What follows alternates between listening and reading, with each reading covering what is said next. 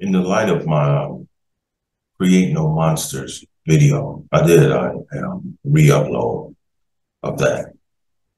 And it sparked the interest of some brothers that I know at work, as well as some of their friends. And we were sitting up in one of their friends' living room today. It's about 6 of us. And we were talking, going through the conversation that the character had in reference to the character that Denzel Washington played in the movie Fence. And we started elaborating on some of the points that I made on that and outside of the translation of what I understood in terms of the conversation that the character had with his son. And so it went into the relationship that we all have with our sons. And I was telling them, by me being the eldest guy there, because I consider myself 60, so I'm 59, but I count the 9 months. And so the whole thing is, a whole lot of these young guys, from my own observation, if you look at the relationship that most Black men have with their sons today, I mean, you can not only see it on the internet, on this platform, YouTube, but you could see it in general in the public. How these Black men talk to their sons now, and primarily how the sons communicate with their fathers. Because in my generation, when I was coming up, when you were taught decency, basic decent skills, whether your father was in your life 100% of the time, when your father would call you, you wouldn't say what, now most people would say, well, yeah, because when my mother, no. We're not talking about the mothers. We're talking about the relationship that the men have with their sons today. My son's mother's boyfriend, who grew up in the same city as I, which is Chicago, Illinois. When all of us was living together, until him and my kid's mother got a place, I got a phone call from his son. And what I noticed, his son was looking for him, and I didn't know where he was. But the language that his son was using in reference to him, you would have thought that they were just street buddies, and he left me a message. Yeah, man, well, you tell that nigga, I called and stuff like, and I'm like, who? He was calling his dad a nigga and everything. And to me, that's just unheard of, coming up in my day. Excuse me.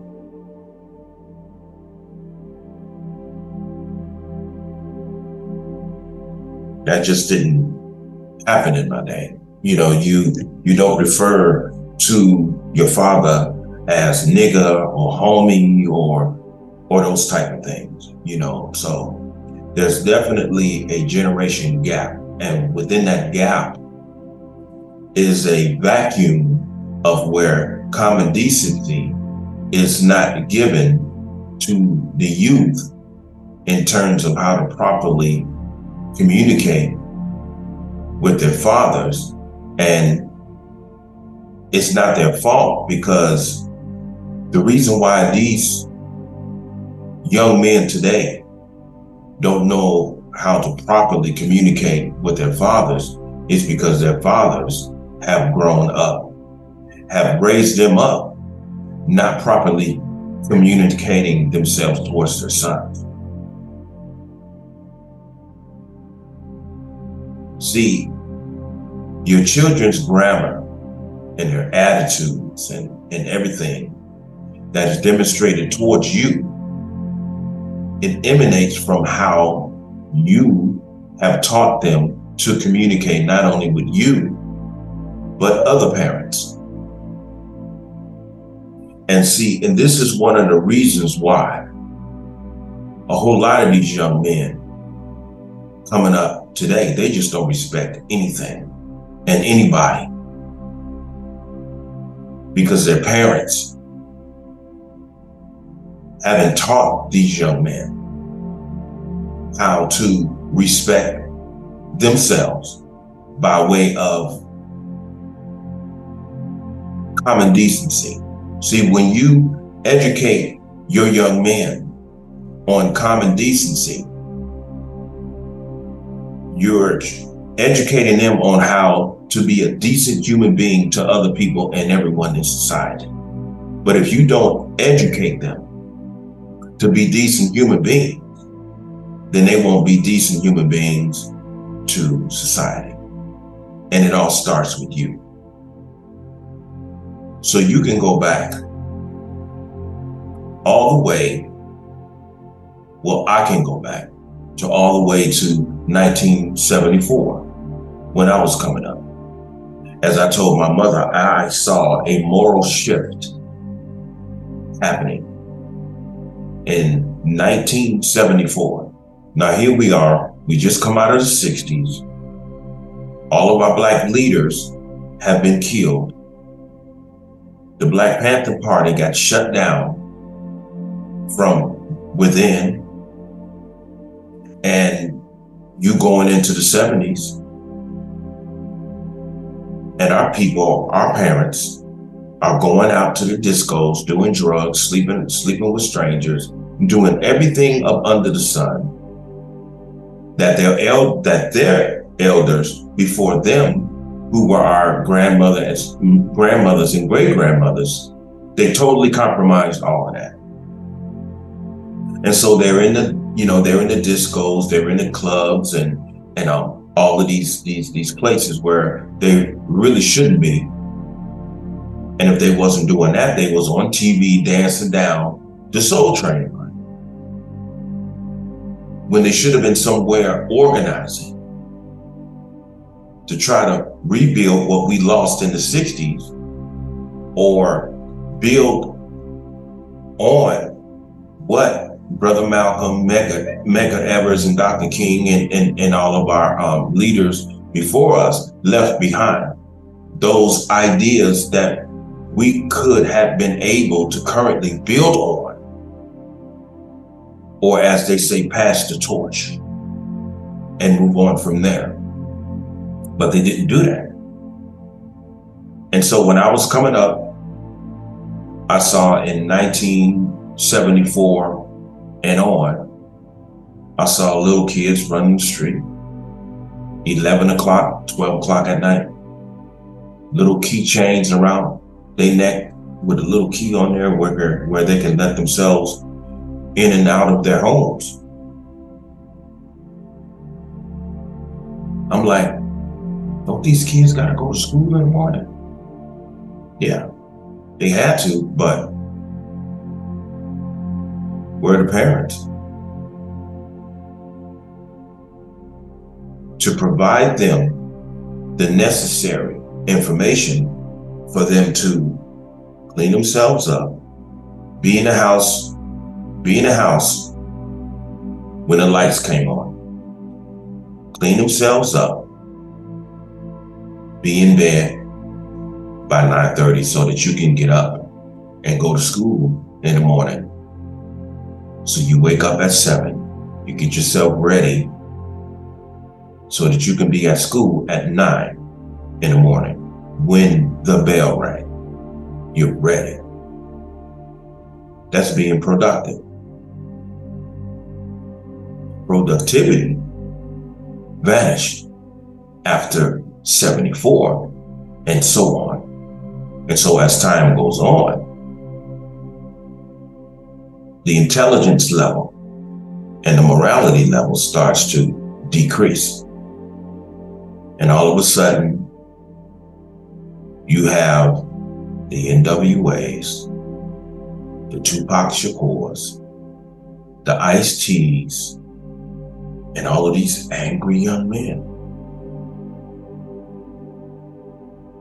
that this previous generation have the nerve to say, just come out of nowhere. Nowhere? Why are they cursing on the music? I don't like hip hop. I can't stand hip hop music.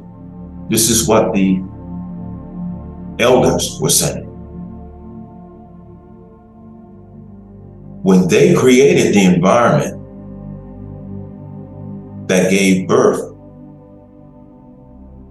to the hip hop culture, you ask these young men, what are you rapping about? They said, we're rapping about what's going on in the hood.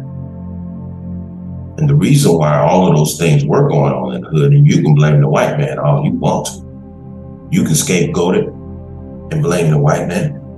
You can do that. You ain't gonna get nowhere with that. You're just gonna end up sitting around pissed off, feeling sorry for yourself. Just like that nonsense Malcolm was talking about. Yeah, I say that. Who is it that puts drugs in the community? It's the the white man. Who is the one who puts whiskey and wine? It's the white man. Yeah, he can put drugs in the community. A person can put drugs right there on your kitchen table. But if you choose to take those drugs, you can't blame the person who put the drugs there. You have to blame yourself. So we have to take accountability and responsibility for what we do individually, not as a people, but individually.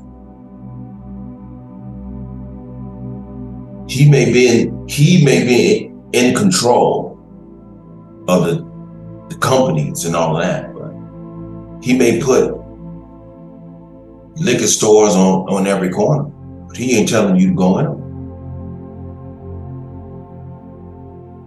Now, some so-called thinking Black conscious person may say, well, in a sense, he is saying, telling us to go in by putting all of these things in our environment. It don't matter how you try to make that nonsense sense. The only way that liquor is going to get down your throat is if you drink it. The only way that cocaine is going to get up your nose is that you have to snort it. And the only way that heroin is going to get in your veins, you have to stick a needle in your arm and you have to push it. It's you. It's you. So without getting off subject, the whole thing is we have to understand that it is very important not to continue this cycle of creating monsters, because that's pretty much what I'm starting to see a whole lot in our community. Our young men don't respect nothing and nobody.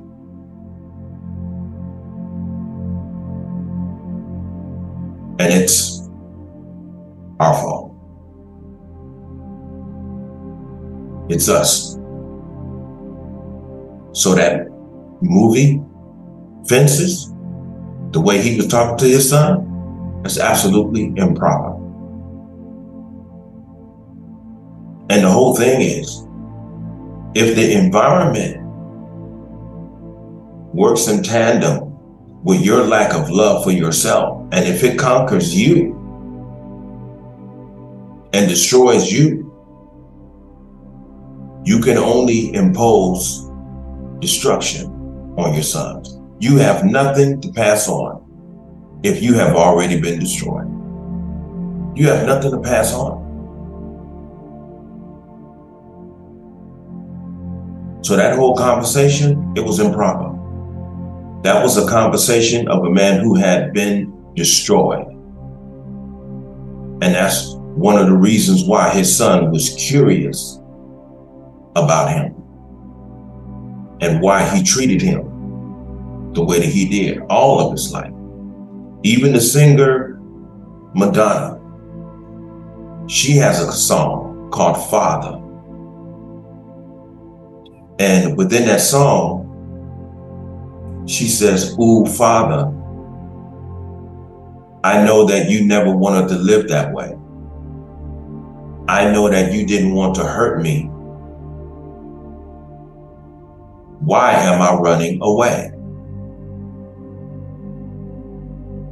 So she's asking him, what happened to you? Because I know that you didn't want to treat me that way. I know that you didn't want to hurt me, but I need to know of why am I running away from you instead of towards you.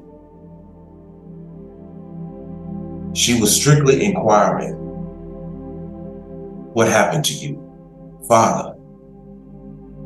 Because you're supposed to love me. You're not supposed to be treating me this way. And sometimes I can look at you and tell, this is not the way you want to live. You don't want to live this way. This is not the way you want to treat me. And by me knowing that you're my Father,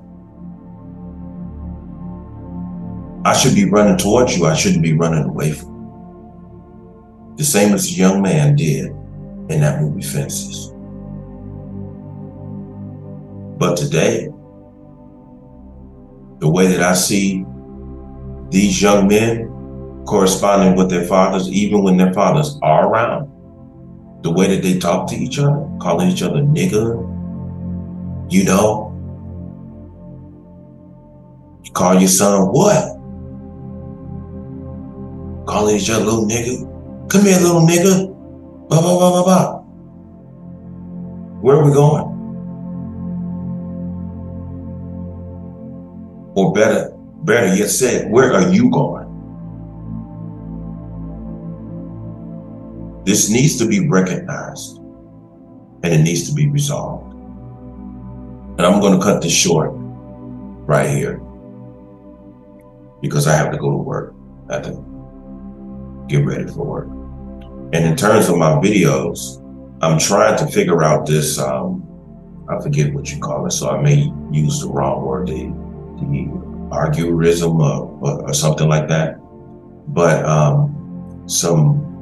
YouTube was telling me that my videos would get more views or likes or something like that. And they said it has everything to do with the way that I'm titling my videos. And so they was advising me to title my videos a little bit more non-personal so that it will show up in areas of YouTube and that way I could get more views. So I'm going to eventually take the time to figure that aspect of YouTube out. So I just wanted to touch bases on that before I go to work, and I'll most likely touch bases on this again. But all right, well, if anyone has any comments or concerns or anything like that, you know what to do. So, all right, everyone have a good night and stay human. Peace.